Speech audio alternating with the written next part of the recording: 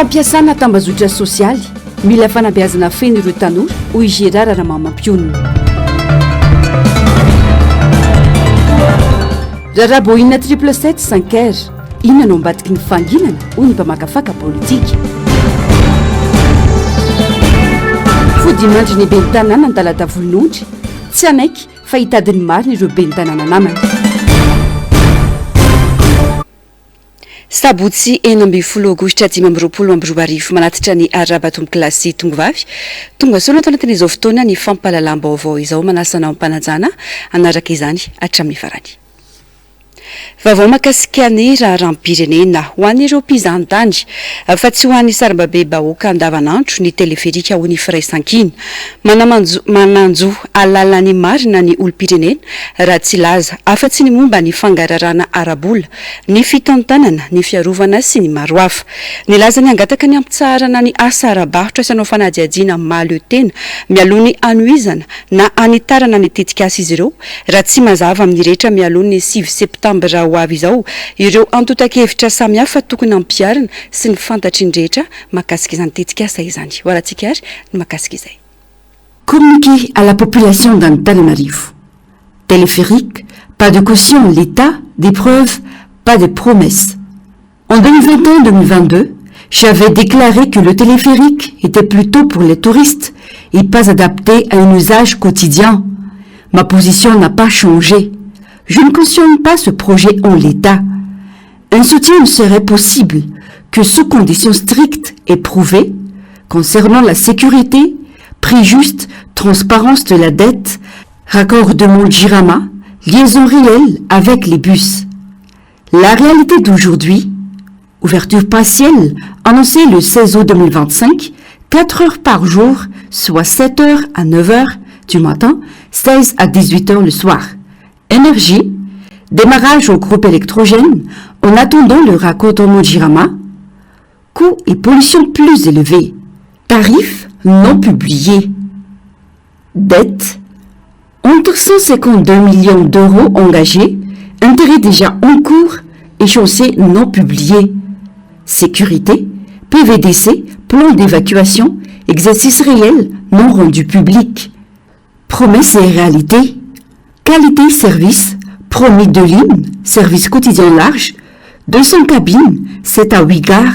30 minutes à Mousse en bas de baie, réalité, un seul ligne en ouverture partielle, 4 heures par jour, documents sécurité non publiés. Coûts et tarifs, promis 150 à 152 millions d'euros et tarifs abordables. Réalité, intérêt déjà dû, coût d'accompagnement non détaillé, tarifs non publiés. Délai promis 2023, la réalité, 16 août 2025 pour une ouverture partielle, seconde ligne non livrée. Ce que nous exigeons maintenant,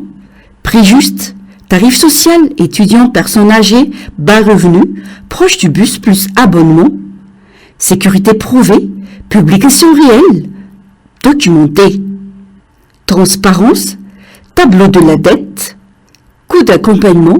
clause de retard, énergie maîtrisée, calendrier énergie par passager, daté de raccordement Jirama, plus suivi du coût, intermodalité réelle, coordination taxi B, chemin piéton sécurisé, accessibilité PMR, signalétique claire. Clause de sauvegarde, si au plus tard le 9 septembre 2025 ne sont pas utilisés, premièrement, l'arrêté tarifaire, tarif social et abonnement. Deuxièmement, les PVDC et l'exercice d'évacuation documenté. Troisièmement, le tableau de la dette. Quatrièmement, la feuille de route de Jirama. Cinquièmement, un tableau de bord hebdomadaire. Alors, je demanderai la suspension de service commercial et un audit indépendant avant toute extension. Chaque semaine, des chiffres publics, disponibilité, incidents, temps d'attente, fréquentation, source d'énergie et coût d'énergie par passager. Lafim-baovao hafa tanteraka kosa indray namony any tampoka io maraina io ny ben'ny tanàna ny talata volonondry Rakotondrazaka tokony aina mampionina ben'ny tanàna lany tamin'ny anarany firaisan-kiny salama tsara tsy nararina ny sotra retina ity ben'ny tanàna ity omaly raha ny fanazavany vadiny sy ny fijoroana vavolombelona samihafa mametraka ny aiainy amin'ny mety ofisiny fanapoizinana malona ny nahazo azy ny fianakaviana ary nanambara fa tsy maintsy tadiny marina mahakasika na faty any Rakotondrazaka tokony aina mampionina nanao toy vakana ireo tonga teny amin'ny asiara ampifolo izay nisy ny razana ny maraina teo teny antoerana nankahery ny fianakaviana ihany koa ny filopitarika ny antokontsika i Madagasikara Ravalomanana Marika fanadiadiana.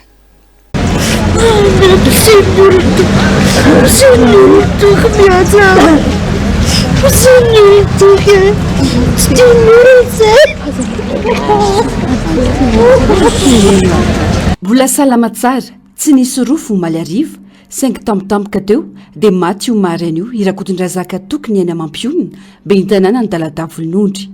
raha ny fanazavana nisy fanasanana liany ity ben'ny tanàna ity omaly tolakandro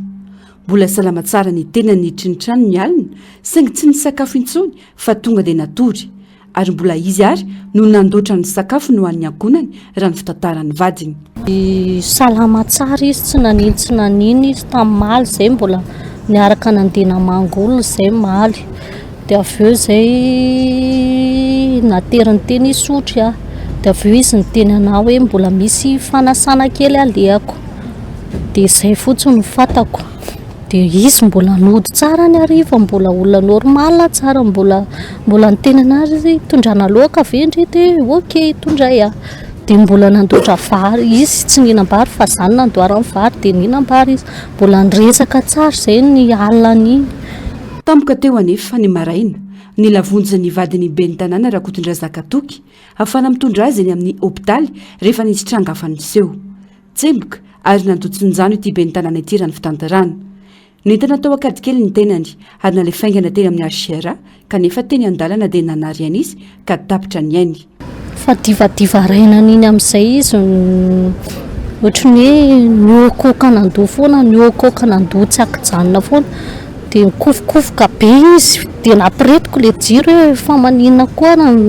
mitsangana foana dia mipetraka jereko tsemboka be izy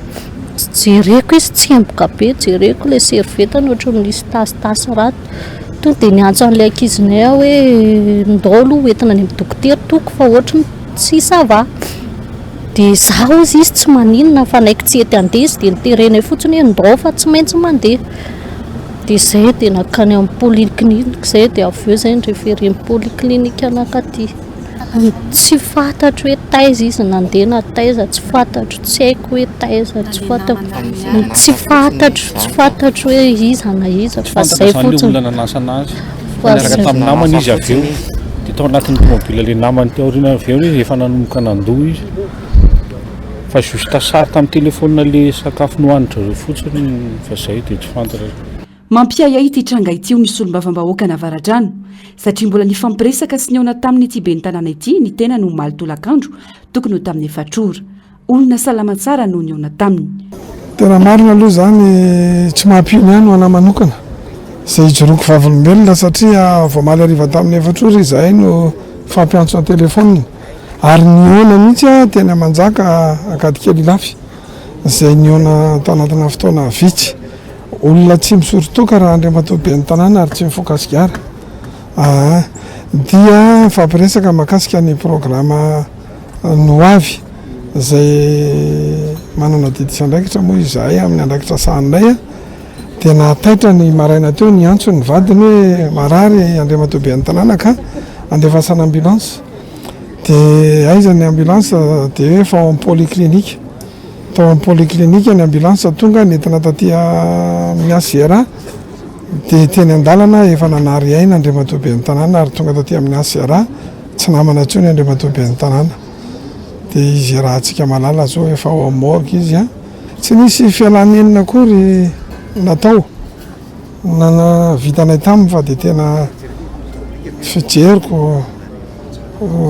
raha ny fihevitra any koa dia hitadiny tena marina izahay fikambanan'ny ben'ny tanàna amin'ny anaran'ny antokotiako Madagasikara dia hitondrany raharaha ihany angamba eny anivon'ny fampanoavana ny antony ny ayatsy havanana ary ny faharoa ilazako an'izany dia hoe tsy mora raha olona hoe tsy marary tsy marikoditra ny tonga dia maty fotsiny eo olona izay salama vatana salama saina ary matanjaka tsara sy mavitrika dia mampieritreritra ihany zany zavatra zany ka tsy niandry ela fa vao maraina tonga tetỳ amin'ny RGRA ny Flora Valomanana avao nandre ny vaovao ratsy momba ny ben'ny tanàna ny talata volonondry izay tanora ao anatiny antokotiko i Madagasikara nankahitiny fianakaviany manamanjo ny tenany mahonena sy mahotsa tanteraka izao zava-misy izao hoy ny Flora Valomanana nanoloana ny vady aman-janaka izay navela ny tompoko lahy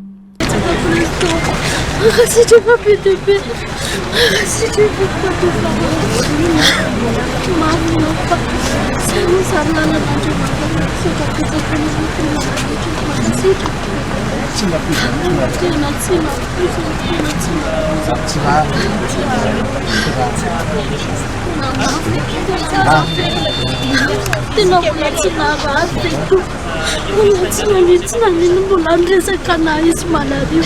zay raha mbola mifanany amiko dia mafy dahany zay mbola nresaka dia aveo mbola alina matory zay mbola miresaka tsara efa divadivaraina angizy vo ohatrany hoe mikofokofoka tsy haiko mihitsy zay nandehanany tsy fatako hoe taiza tsy fatako tena tsy fantatro mihitsy hoe aiza tsy fantatro mihitsy fa rehefa arivariva manko izy dia atsoko foana hoe fa aiza ianao zao mody amin'izay dia efa eto sabotsy efa dia atsoko foana tsy mijanona efa eto Soavomerina efa eto amin'ny Don de Dieu tsisy nioraka tsy fatako mihitsy tsy haiko hoe taiza izy na taiza tena tsy fatako dia misotra betsaka makasitraka be mampalahelo kambotsy fity za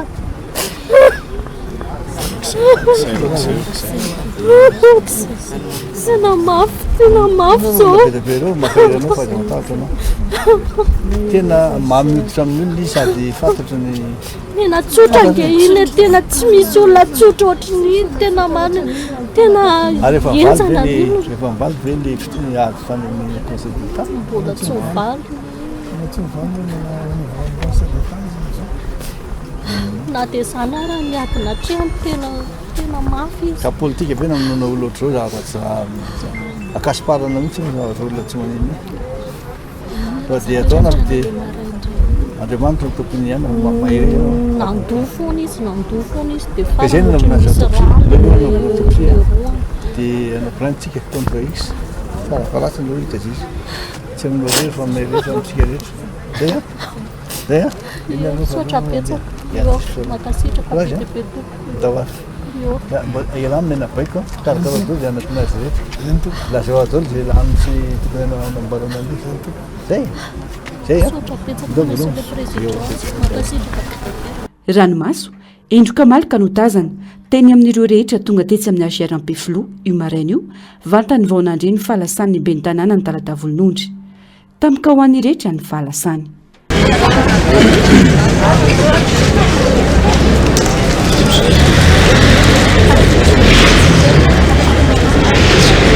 nametraka ny aiainy amin'ny mety ofisiny fanapoizenana manoloana ny nahazo azy ny fianakaviany raha ny fanazavana ary nanamafy manoloana izany fa tsy maintsy hitadiny marina mety raharaha ity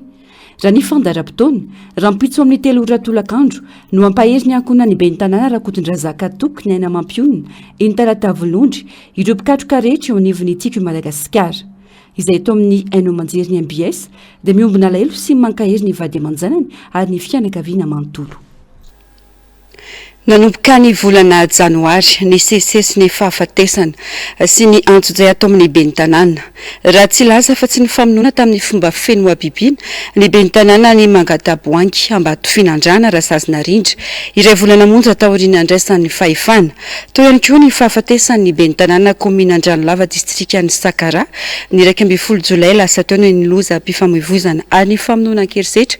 ny zanaky ny ben'ny tanàna atao amin'ny komina Tanambao distrika ny Bekily ny 15 Martsa izay notifiriny Jolaka maty tsy tradrano ankehitriny inamoiny ainy ihany koa tamin'ny fomba mampiayay ny ben'ny tanàna ny komina Talatavononondry tokony aina Rakotondrazaka tsy maintsy tadiavina ny marina makasika ity raharaha ity hoy ireo ben'ny tanàna namany araka izao fanadihadiana manaraka izao. Namoiny ainy tampoka tamin'ny fomba mampiayay ny ben'ny tanàna ny komina Talatavononondry tokony Rakotondrazaka tsy azo ekena hoy ny ben'ny tanàna ny komina Ambomangakely ny fandatsahana aina anaty sehatra politika tsy anaiky mora izao toe-javatra izao ny fikambanan'ny ben'ny tanàna Avaradrano hoy ny fanehoan-kevitra. Raha izao natao hoe izao kosa natao hoe aina ve no atao en jeu amina resaka politika mampalahelo tena mampalahelo mihitsy satria resaka fitaovam-pahefana be sanatria zany dia amonjana ain'olona ohatran'izao ataoko fa tsy rary mihitsy ary zay tsy anaiky moramora izay fikambanan'ny ben'ny tanàna Avaradrano roa sady zay maty tao aminay voenimbolana roa sady maty tao aminay zay miarany amomanam-bola ray vao roa volana zay dia zao indray namana anankiray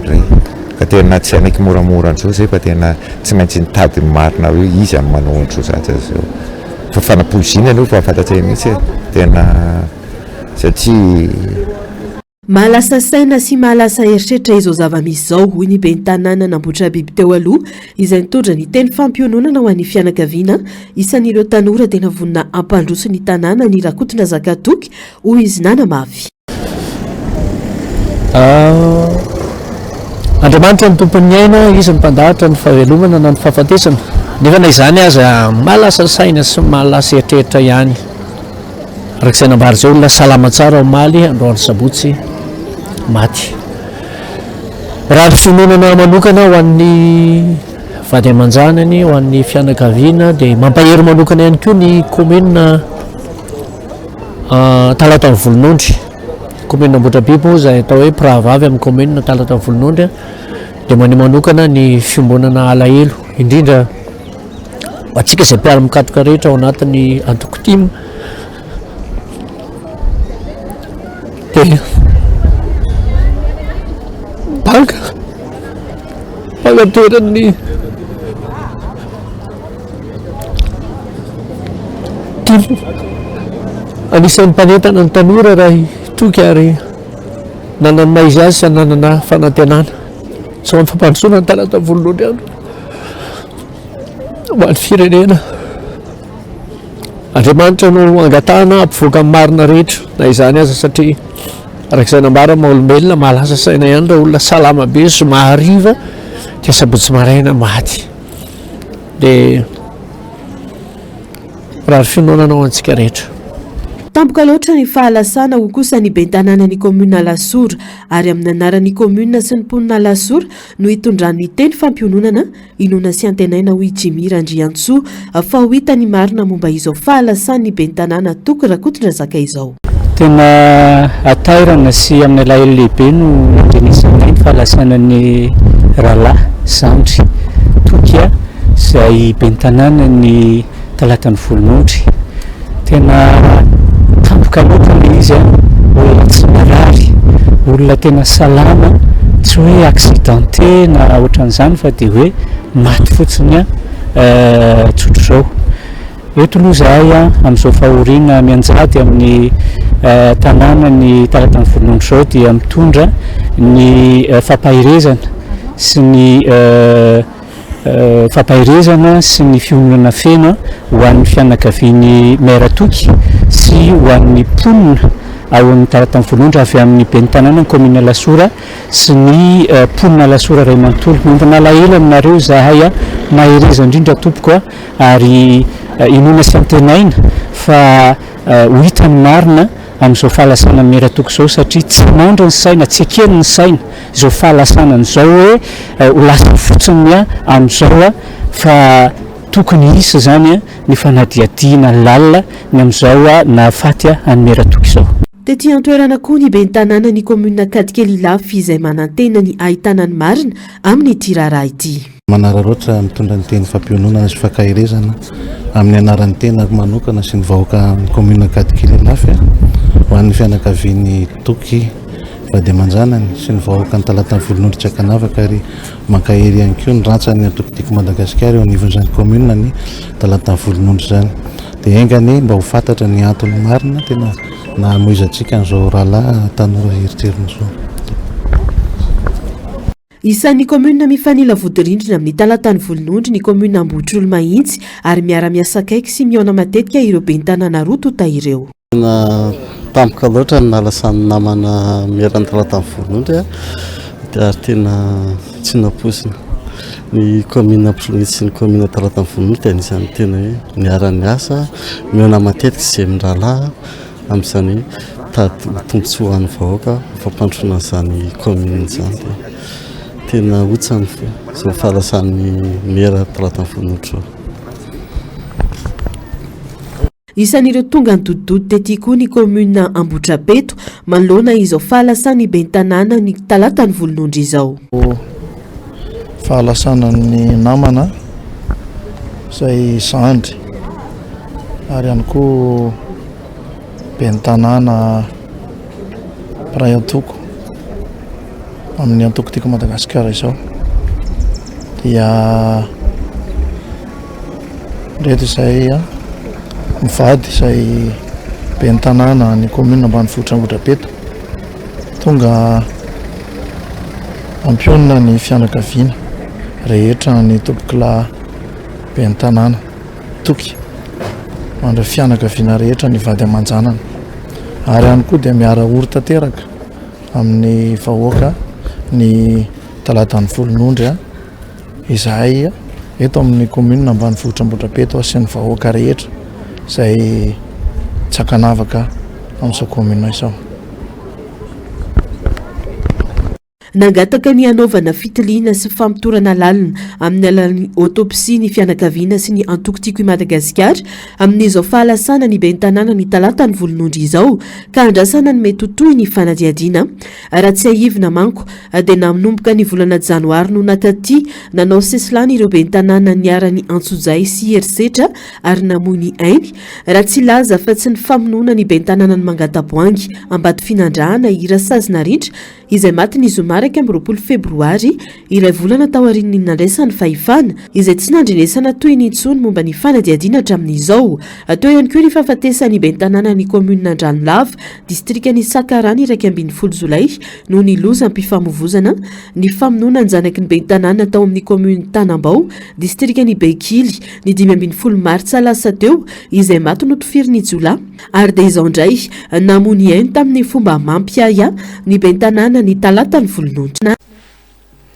Pejiny politika mikasika ny raraboina 777 misadimy nahazo laram-pamantarana malagasy ka nampiasainy Iran dia hita famanginany fitondrana malagasy sy ireo manampahefana tompon'andraikitra eo amin'ny sihatry ny fiaramanidina momba ity raharaha mampiaya ity. Tsy vitsy ny manontany tena hoe inona no antony fangina lalàlina.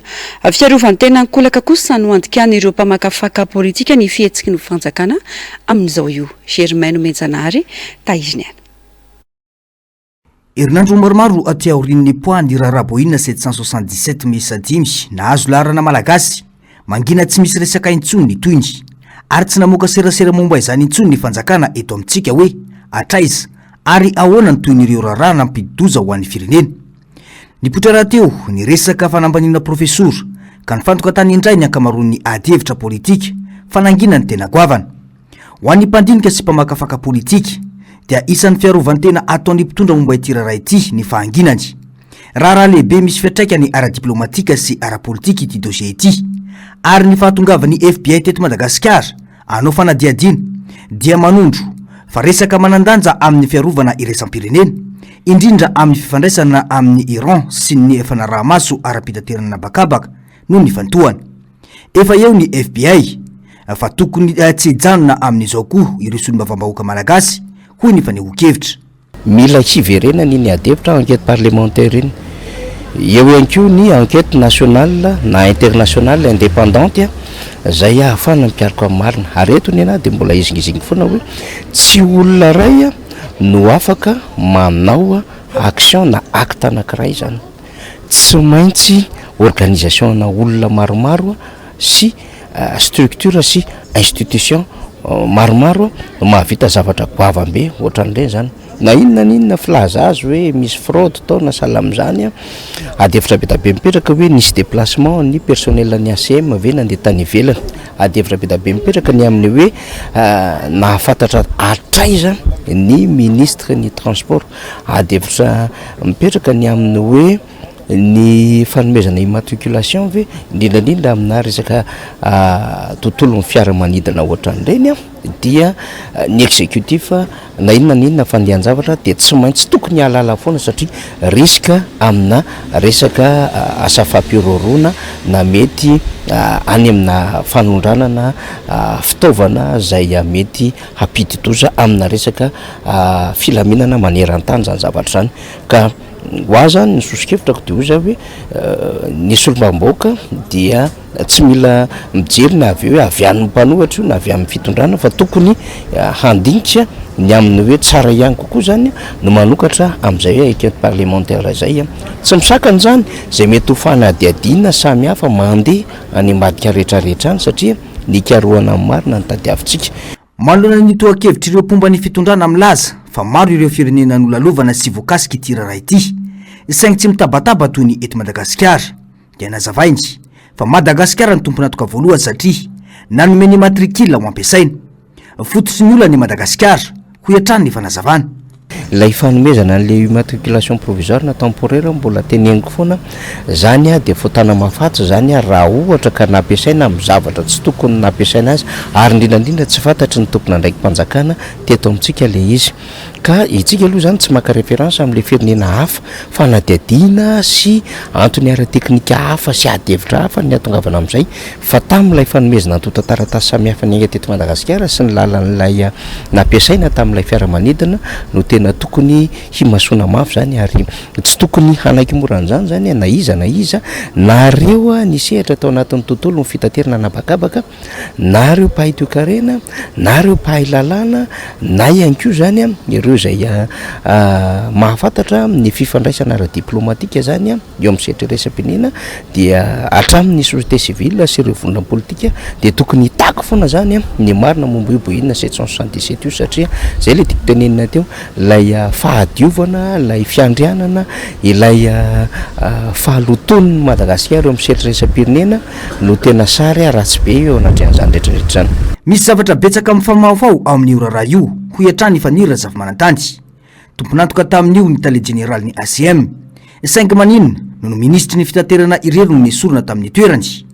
ahoana ihany kio ny filohan'ny androm-panjakana nametraka olona tsy azo antoka eo anivon'ny kabinetrany sy ny androm-panjakana malagasy ho hiatrany fanira zava-manantany nametra-panontaniana. Tokony tsy hamavanana ny resaka fifandraisana ara-toe-karena ka mbola ilazana fa mahay mifampirarana fanjakana malagasy hoy ny mpamakafaka raharam-pirenena. Ohatra kaiky amin'izany resaka abatserana na 5,7 isanjato alany Etazonia amin'ireo entana avy aty Madagasikara ka ondrana any an-toerana ho hiatrany fanehoan-kevitra. Raha nahay ny fampiraraha ireo tompona andraikitra dia tsy nisy ny fakan'io aby io manoloana ny olana sedran'ny toe-karena malagasy amin'izao fotoana izao hoy ny fanazavana fanadihadiana nataony Germaine Mejanary eo amin'ny sary sy indrindran-tsary ny tahiriny. Iarovany Etazonia ny tsena anatiny sy ny vokatra Amerikana ny etra fanapahan-kevitra tsy azo saraina amin'ny fampiasana ny toe-karena ho fitaovana politika ny fanapahan-kevitra ny filo Amerikana nametraka ny abatserana ny 5,7 isanjato ho an'ireo entana avy aty Madagasikara. Efa zatra mampiasa ny fifanakalozana ara-barotra ho fitaovana anerena firenena afy Etazonia raha misy fitondrana tsy mifanaraka amin'ny fenitra napetrany amin'ny resaka demokrasia zon'olombelona na fifandraisana ara-diplomatika dia mihidy voalohany ny tsinan'ny Etazonia hoy ny famakafakana. Ny fametrahana aba 5,7 isanjato amin'ny Madagasikara dia midika fampitandremana miafina ho an'ny fitondrana ankehitriny hoy ny mpaneho hevitra. Ireo firenena tafiditra ao anatin'ny AGOA na ny African Growth and Opportunity Act toa ny Kenya, Lesotho na Ghana dia mbola afaka manondrana ireo vokatra sasany avy ao amin'izy ireo makany Etazonia tsy mandoa aba. ireo firenena nesorina tamin'ny agoa noho ny olan'ny demokrasia toa ny Etiopia na Guinée dia voafetra ny vokatra azony aondrana any Etazonia ary tsy amin'ny tany ny 10 mahazatra ny abalohany. Ho an'ny Madagasikara, ny fampiarana etra ambony amin'ny vokatra dia manambara fa tena eo ambany fanarahamaso akaiky amin'ny lafiny politika isika ho iatrany ny fanamafisana. Fanapahan-kevitra raisin'ny sehatra samihafa amina relation bilatérale io na multilatérale io dia misy foana ho amin'ny fitsinjovana ny maha-olona, misy foana ho amin'ny fifampirarahana ara-balitra izay efa mety voatazona satria tsy afaka manao kendaroroka manimba tena ihany koa ny firenena iray na ny fikambanana iray izay efa miara-miasa amina firenena iray ao anatina resaka tontolo ara-balitra zany. Raha ny tantaran'ny agoa 0% zany ary raha ny tantarany resaka hoe fifaneraserana teo amin'ny tsena iraisam-pirenena ihany koa amin'ireo firenena samihafa ty Afrika dia ny etsika 15% zany azo lasaina fa mbola ambony zany. Dikan'izany inona moa tiako tenenina ao anatin'izany, tsy tokony hanaovana oeraoera be le izy ary le izy koa tsy tokony hanaovana devitra be hoe dia mahay amina resaka négociation diplomatique na sahala amin'izany. Tsy ohatran'izany le izy, tsy ohatran'io na atao hoe négociation diplomatique na hoe mety négociation économique na sahala amin'izany, fa ny tena tsy azo aotsika mihitsy zany amin'izay mety ho aba zay kiverenan'ny adevitra tony teo aloha zany ny tena tokony adevitra lehibe zany indrindra zany ny amin'ny hoe ahoana no ahafahantsika mametraka indray zany ny sarin'ny Madagasikara ho tena lasa ho tanjaka ara-teo karena aty Afrika. Azadino Madagasikara tamin'ny andro talohan'ny taona 2024 dia nanana tanjaka ara-teo karena taty Afrika ary nametraka mihitsy ny fitondrana taloha amin'ny 2024 ny amin'ny kapitaly ekonomika ny tany Tomasina satria ny antony nanaovana antony SADC tony ny antony nanitarana an'ireo karazana coopération maro samihafa zany tamina firenena sy fikambanana samihafa. Ny antony nanitarana nanaovana extension ny portny Tomasina, ny nanaovana ny portny Ewala, ny nanokafana an'ireo lalana samihafa dia hanenjika tontolo ara-teo karena milamina sy maharitra itsika zay le hoe harmonieuse sy durable zany. De tsy azo tsony zany amin'izao fotoana izao ary tsika nanokatra lalana amin'ny fomba fanondranana entana izay miainga taty Madagasikara tsisy aba tonga any Amerika zany natao daholo zany ary nahazo fanampiana ara-bola amatapitrisany dollara tsika atao anatin'ny MCA sy ny sisa zany kanefa zany vototra teo am-pelantanantsika. Tokony tsy ho amavanina arak'izany sy ny zava-misy eto amin'ny firenena ary tokony tsy hororitana any amin'ny tsizy ny sainy malagasy. Rehefa misy olana dia tokony amahy zany ny mpitondra fanjakana fa tsy ampandrisaim-bahoaka isaky ny mandeha izao kanefa ny fiainam-bahoaka tsy misy fiovana akory ho iatrany ity mpamakafaka politika ity. Mitohy ny ayay ny olom-pirenena sy ny fikambanana samihafa manoloana ny tetikasa base toliara everiny mouvement jeunesse et citoyenneté fa tsy tondra tombotsoa ho an'ny malagasy raha tsy miray inona sy mandray andraikitra amin'ny fiarovana ny tany sy ny tontolo iainana ny malagasy. Tsy azo ekena ny fandrosoana entina tery sy tsy misy fifampidiniana hoy ny réseau des jeunes pour le développement durable. Ny malagasy no tokony safidy ny fampandrosoana mety sy maharitra ho azy hoy ny fanazavan'izy ireo. Miantso fiara-mientana avy amin'ny tanora hiaro ny harem-pirenena sy ny taranaka ho avy manoloana ny fanjakazakany orinasa vahiny sy ny fahatsiantoka ara-tontolo iainana moa ity tamazotra ity. Narcisse Karazafy mbola avatsara no mitatitra amintsika ny antsipirim-baovao.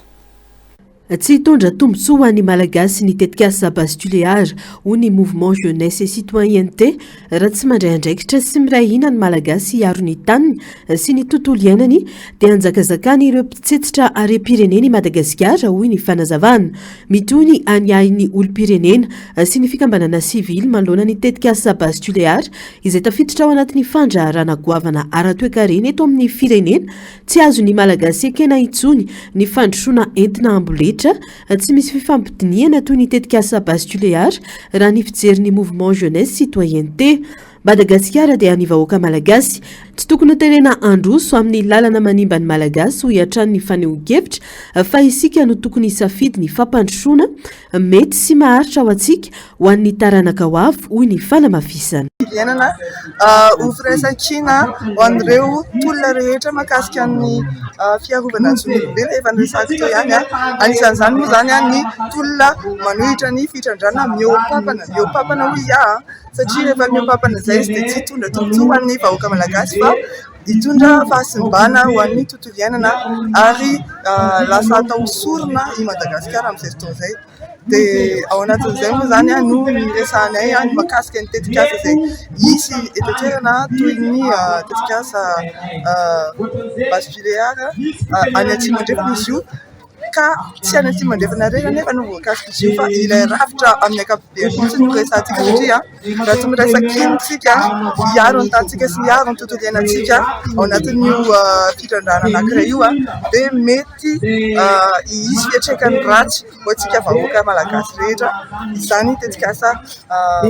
fitrandrana miompampana izany na antsointsika hoe extractivisme. Hatramin'ny nanomboan'ny tetikasa basculière dia maro ireo fikambanana maneho hevitra momba ny fiantraikan'ny fitrandrana amin'ny tontolo iainana, indrindra eo amin'ny fanimbanany tany sy ny ala voajanahary, ny fandroana ireo mponina ao amin'ny taniny ary ny fahazoan'ny malagasy tombontsoa ara-tsosialy sy ara-toekarena amin'ny tetikasa. Tsy vitsy ireo tatitra milaza fa tsy ampy mangarahara ny fifanarahana amin'ny orinasa vahiny ary voafetra loatra ny fandraisana anjaran'ny mponina sy ny malagasy amin'ny ankapobeny amin'ny fanapahan-kevitra lehibe manodidina ny fitrandrana arena kibony tany. Miantso ny malagasy indrindra ny tanora, ny mouvement jeunesse citoyenneté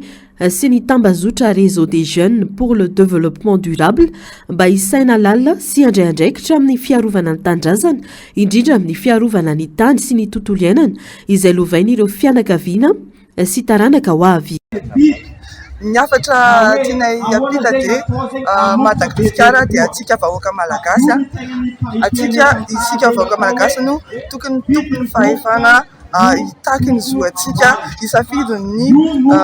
fampandrosoana mety amintsika, mety amin'ny kolotsaintsika, mety amin'ny tontolo iainantsika fa tsy afaka ho forcena isika amin'izay fampandrosoana heveriny olona hafa mety amintsika. Dia mitaky ihany koa firaisan-kina amin'ny sika vahoaka malagasy tsy vakiolona na avy avaratra na avy atsimo andrefana atsinanana irahina satria malagasy tandrazana iraisany ity dia raha tsy irahina isika dia horesin'ny tolona fahatra eto aloha mbola rehefa mbola misy olona iray mijoro ho an'ny tolona dia mbola manam-panantenantsika fa handrezany tolona. Raha tsy mirahina ny samy malagasy amin'ny fiarovana ny tany sy ny zo dia ho very an-tanan'olon-kafa ny arena voajanahary sady ho loza mitatao ny tontolo iainana sy ho an'ny fiainan'ny vahoaka ankehitriny sy amin'ny ho avy ho hiatrany miora rabe hony. Lafim-baovao hafa tanteraka tafiditra tanteraka ao anatin'ny fanatontoloana sy firoboroboan'ny teknôlôjia ny fiarahamonina. Saingy matetika dia ampiasaina amin'ny fomba tsy araka ny tokony ho izy ny tambazotra an-tserasera. Avokany miparitaka ny vaovao diso, ny tsao sy ny fampiangana tsy mitombina sy ny maro hafa. Ilaina ny fanabeazana sy fanofanana ankizy sy ny tanora amin'ny fahaiza manavaka ny vaovao marina amin'ny tsao, mialoha ny fidirana amin'ny fitaovana nomerika. Manana andraikitra ny pirenena tsirairay amin'ny fanehoan-kevitra ampamindriana sy amin'ny fanampiana ny fananganana fiarahamonina nomerika mirindra sy manaja hoy ny fiarahamonina mpandinika fiarahamonina Gérard Ramamampiona fanadihadiana. Anisan'ny singa lehibe manamarika ny fanatontoloana sy ny firoboroboan'ny teknôlôjia eny anivon'ny fiarahamonina amin'izao fotoana izao ny fampiasana ny tambazotra an-tserasera izay manjary apahany amin'ny andavanandro ny olombelona. Malagasy tonga taona manana kara-panondro miisa 7 hetsy sy 3 tapitrisa, izany hoe 2.4 isanjato ny mponina eto Madagasikara no mampiasa ny tambazotra an-tserasera tamin'ny taona 2024. Tsy mitsaha-mitombo izany atao ny zava-baovao rehetra natao anampy sy hanamora ny fiainana ny teknôlôjia, saingy matetika dia ny olona mampiasa azy no miteraka faharatsiana ka mahatonga voka-dratsy maloana ny tsy fanarahan-dalàna sy fiparitahan'ny vaovao tsy marina ary ny fisolokiana hoy ny mpandinika fiarahamonina Gérard Ramamampiona. Anisan'ny tranga mahazatra amin'izao fotoana izao ny fiampangana tsy mitombina miparitaka amin'ny tambazotra. Vokatr'izany mitombo ny fifankahalana ary lasa fitaovana entina manimba fanahy sy manakirotana ny fiarahamonina ny serasera nomerika. Ny fitaovana zany rehefa hoe novokarina dia hoentina hanatsarana ny fiainana. Fa rehefa ratsy le fiarahamonina mampiasa anazy, izay ny tena tiako tena, ny faharatsiany fiarahamonina mampiasa anazy no lasa manimba an'ilay izy. Ohatran'ny izy le olona nanao ny Facebook dia voantso ny kongresy amerikana izy tamin'izany andro zany hoe ahoana zavatra nataonao ty izy jatsy ny eritreretra hoe ho ampiasaina amin'izany io. Dia noho izany ny dikan'izany dia izao tsy le resaka tambajotra mihitsy aloha ny ratsy fa le olona raha olona zatra tsy mpanompa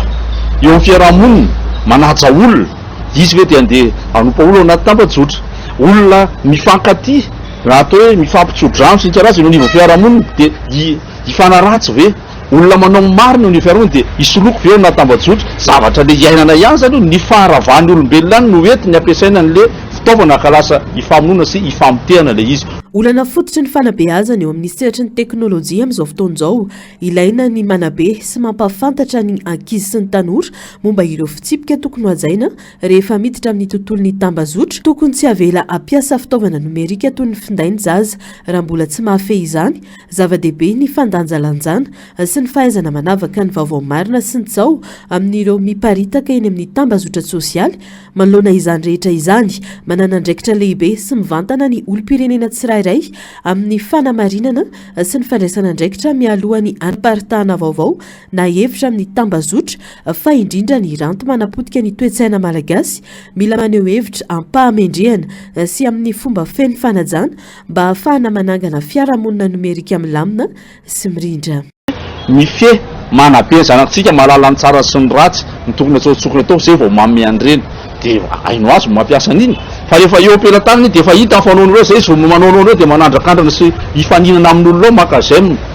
ibezy fotsiny eo anatiny eo zany lasa fifananana eo fiarahamonina dia zava-dozy zany zay le toetsainy zay aloha no amboarina tsy fakana doko ao tsy fisolokina ao tsy manao tsika tsy makamaka doko amin'ny fiainana tsika tsy manaratsiratsy olona tsika tsy misoloka tsika tsy manao heritreritra tsika tsy mivona zay aloha ny fiarahamonina ty amin'izay ny telefoninao dia ao dia fatany zay olona tsy mahazo manompa olona diso hoe moa anompa olona zay le fanabeazana zay fa le fotoana koa nefa hoe amezana an'izy an'izy koa mba hoe mba efa mba misimisy fotoana ohatry zao mba voafetra efa mba firy-taona vao tena mba mahazo an'izany zavatra fa zao moa efa lasa vao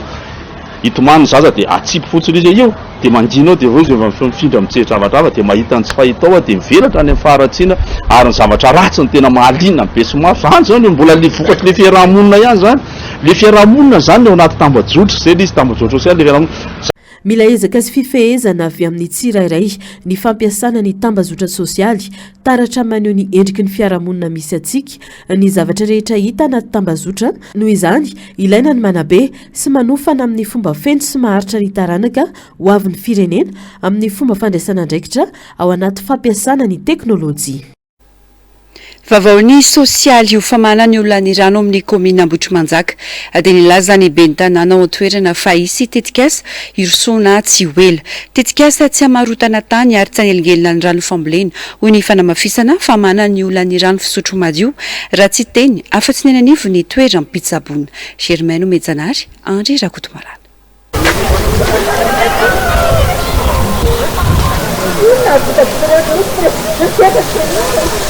izao no rano fisotron'ireo mponina eto amin'ny fokotany ampiriaka Ambohitrimanjaka efa ntaona ny maro no niainan'ny mponina izao zava-misy izao na isasana na andrahoana sakafo na anasana fitaovan-dakozia dia ity rano ity avokoa no ampiasaina eto rano fanazavana ataon'ny lehibe pokotany eto an-toerana rehefa tsy te hampiasa ity rano ity dia voatery mandeha lavitra mamonjy lavadran'olona izay mbola vidiana ihany koa ny rano raha ny fanazavana raha atao hoe za halainareo feo zao enina mpivitopolo taona miresaka aminareo ankehitriny raha makeny ambomananjo zahay na mpanao tseny ty na ina zavatra ataon'izy ireo manakarama enijato ny bidon ray enijato ny bidon ray raha ohatra zany ka fesomofo ny andeha ao ka mitondra bidon enina izy androany eninenina enina ambitelopolo ka koa tianao am'izay misy bénéficiaire ho an'le mpivarotra ve sa misy fahatantoka ho an'le mpivarotra eo anatin'izay kiny koa ny mponina zay mba afaka mitsirika makany afaka ny tsy afaka mitsirika makany de miaina misisona izay nefa neo hoe resaka aretina sy ninina hatram'izay mbola tsy nisy teo fa de fantatry mponina ity tsy azo sotroana seky eo rano fa tsy maintsy ampangotrahana arak'izany tsy ny toeram-pitsaboana ihany no misedra olana amin'ny rano ety Ambohitrimanjaka fa ny tanàna sy ny mponina iray manontolo izay manana lavadrano dia mivarotra amin'ireo tsy matsaka eny Andoharano tamty fokotany kipakely ty misy anay ty fatsakany raha zany anankiray no eto amin'ny maheto tam'izany fotoana zany 50 am'zato ampifidy teto zao zay arivo mahery tompoko ny tanàna tamin'izany vitsy de vitsy totakopa kely am'izao efa mibetsaka na ny tokotany anaovana fatsakana ary efa tsy misy tsony ny rano ilaharana amin'ny telo maraina tompo ho anao le tsy mba vita milahatra zany amin'ny fatsakam-bahoaka io de tsy maintsy mividy ianao 500 ariary na efa-jato ariary na 500 ariary ny bidô. Sarotra de sarotra ny ainanay na ndrano fisotro satria vao mendoa eo zao volana oktobra novambra na manana lavadrano azy ny olona tsiraka ety de fa ritra ny fatsakana de fa mifo amin'ny ray alina amin'ny 12 alina ny olona matsaka rano any am-patsakana de misotro raha mipotaka zay ny ainanay ety. Any andahoadrano fa ohatsy ritra reo hoaniny reo oktobra de ritra de lasa mandehandeha makantsika ikonainainao inge zao fa miritra loharano azonao zany zay zao efatra iny ray trano de manasa lamba de fa ritina foana de mena ny loharano patsakana zany de aiza ny sorsa momba an'izay aloha zay zao ny tiako atongavana zay ohatrazay foana le ny amahana izany olana izany no antony iroso ny ben'ny tanàna amperinasa sy ny commune amin'ny fanatanterana ny tetikasa fampidirana rano fisotro madio tetikasa izay arahana amin'ny baep misy bassin anakingezabe ohatran'izao izy io afataratsika azy zany de miangito amin'ny tetezana botro manjaka isika de miataka ohatrany andeha ho any amin'iny lalam-baovao iny de eo ampitan'ilay fanaripatina anteroka io no ahitantsika azy dia misy bassin ankiray lehibe eto azy rehefa toarana zany ny rano kipa de miditra ao zay mazaka any amin'ny 3 alina metra toratelo de ao arakakin'io zany misy bassin indray fanadiovana ny rano mba hatonga azy lasa rano fisotro madio ty mangamanga ty miaindraiky zany zareo rehefa madio ny rano tapany voalohany tena ndaraka any ambodrapetra araka nazavaiko teo miloko maitsomaitso fa ity indray izy zany de miakatra de iny izy miakatra makeny amin'ny fokontany fiakarana de midina makeny amin'ny menalanga de miakatra makany antsafoy de iny izy iny miakatra makeny ambony vohatra de teny ambony vohatra no isa ty siny be rano ty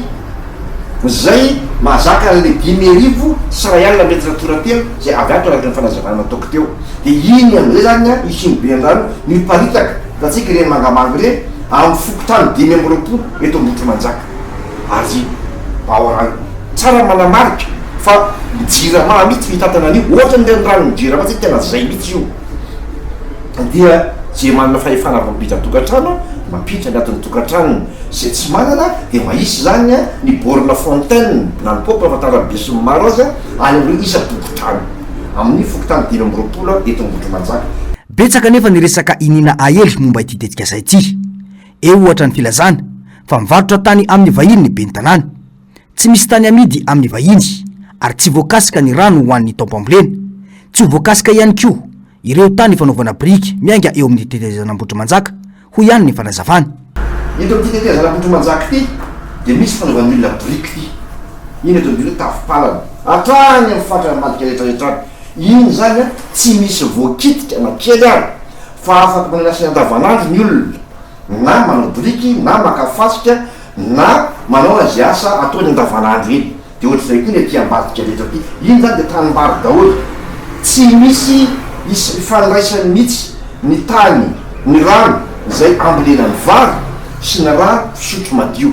afaka mampolo vary tsara ny amin'ny commune ambotro manjaka amin'ny taony ty satria efa mpikarakarana zany raha teo zany ny commune amin'ny fampidirana ny rano manomboka eny amin'ny barazy antsapanana hatrany amprika hatrany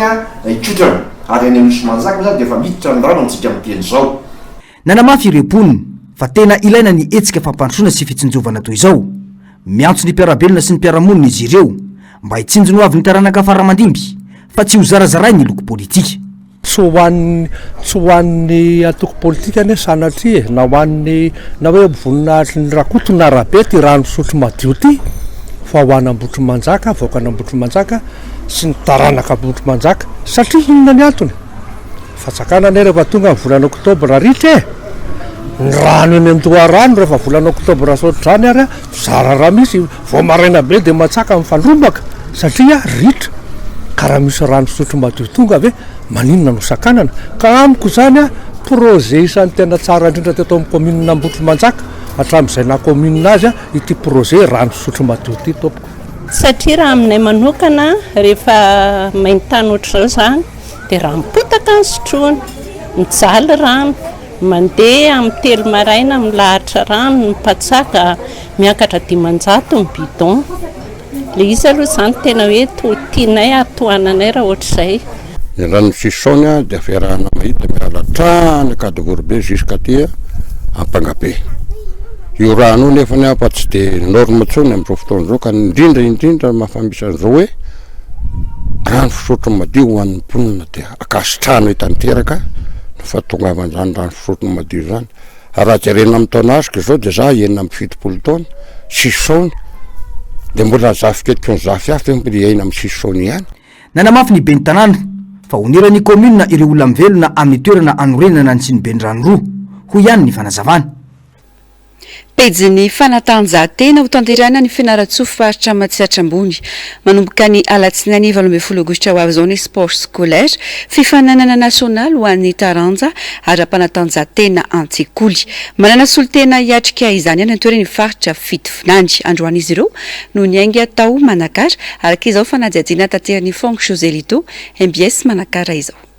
Niainga androany sabotsy 10 aogositra tamin'ny ray ora sy sasany atoandro ny délégation iaro ny voninahitry ny faritra Fitovinany amin'ilay fifananana nasionaly ara-panatanjahantena an-tsekoly na sport scolaire taona 2024 izay atao ao fianaratsoa ny alatsinainy 17 hatramin'ny alahady 24 ny volana aogositra ho avy izao. Taranja maromaro toy ny foot 7, basketball, course de vitesse, athlétisme, saute à longueur sy saute à hauteur ary poids no andraisany draine Fitovinany anjara. Izay tariny ramatoa taliparitra ny fanabeazam-pirenena Fitovinany ramatoa Lahasa Kristoline. Miisa 17 ny délégation faritra Fitovinany izay amonjy azo ny fianarantsoa amonjy ny sport scolaire national izay atao manomboka amin'ny 17 volana aogositra dia mamarana amin'ny 14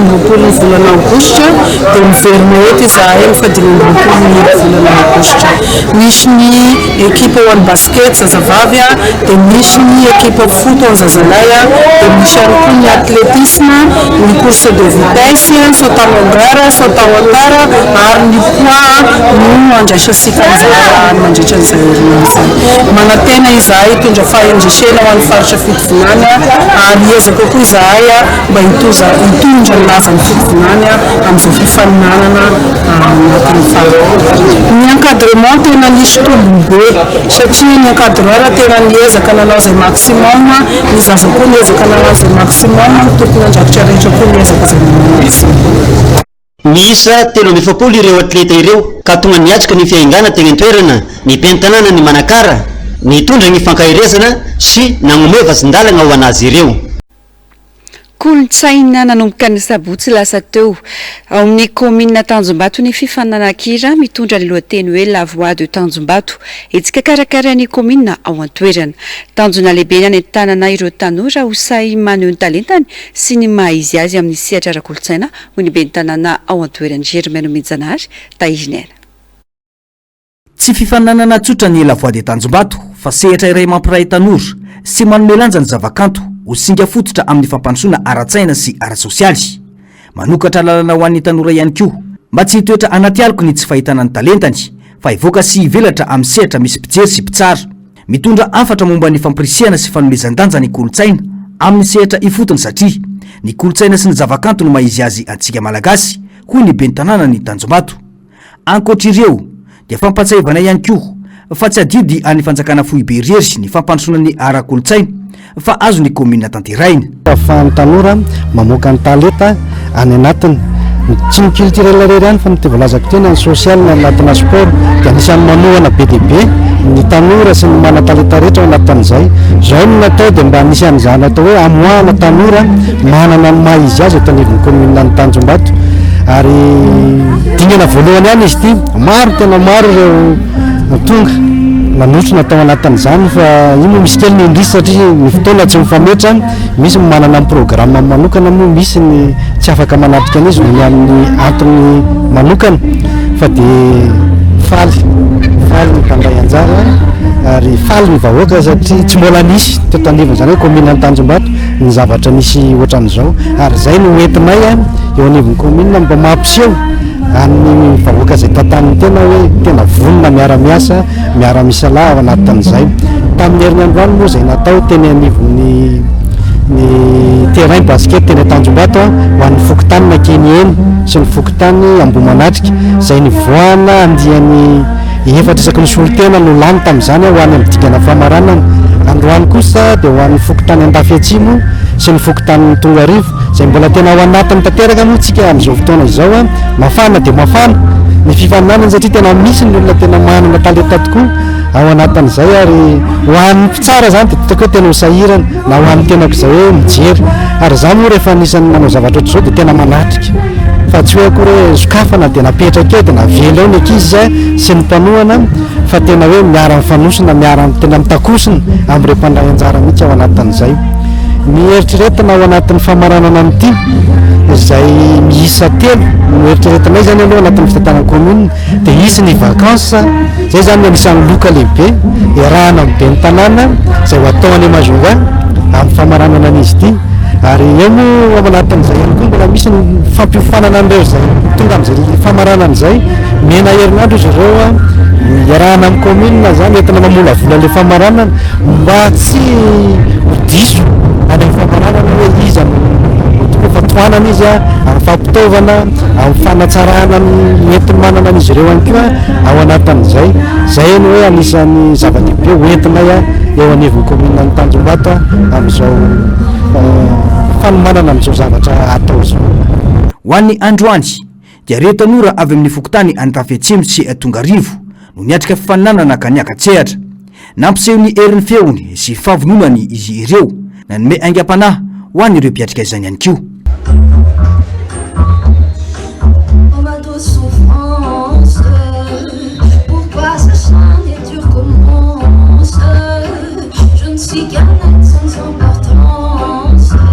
Ny etsika tahaka izao dia manam-pirofo fa afaka mitondra fiovana ara-tsaina sy ara-kolontsaina eo amin'ny tanora malagasy ny etsika efotony.